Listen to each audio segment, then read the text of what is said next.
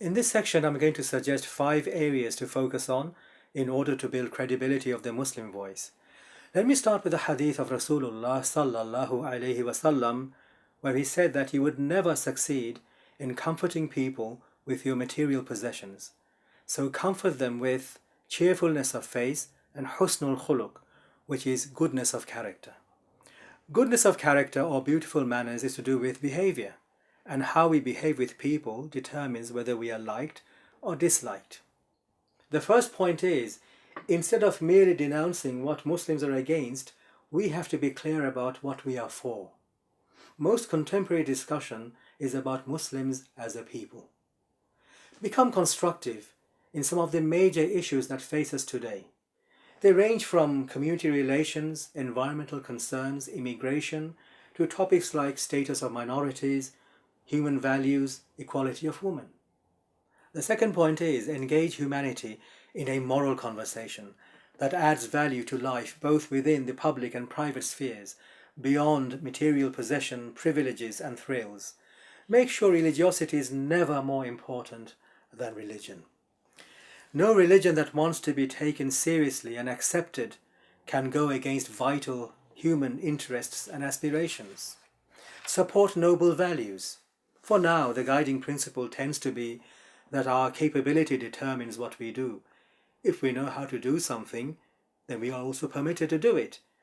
If this know-how does not find its criterion in a moral norm, it becomes a power for destruction. It starts to accept that the rights of the weakest may be violated. This results in the law of the jungle, and that prevails over the rule of law. The third point is that we need to understand the cultural and political principles that shape religious life in Western societies. Help to choose between absolute values as well as between competing goals. We can be sometimes very much out of line with regards to the national and secular rules of public spaces, which are mostly unwritten but embedded within the majority culture. Revive the social and political sciences in the Ummah. The fourth point is, empathy is a crucial aspect of any participant society and central to the acceptance of new ideas, new solutions, new products. Along with racism, kick out the irrational talk that if something originated in the West, then it does not somehow also favor the Muslims. Get rid of all hate rhetoric.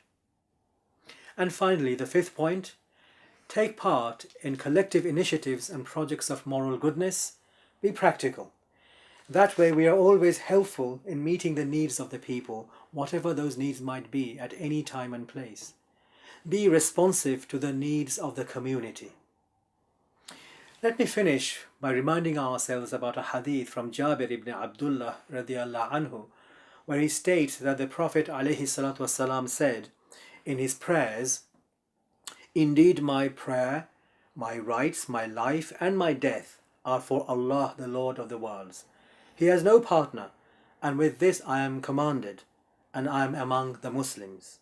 O Allah, guide me to the best deeds and the best character, for no one guides to the best of them but you. And protect me from evil deeds and evil character, for no one protects from them but you." Please click on the next video, which will be our conclusion.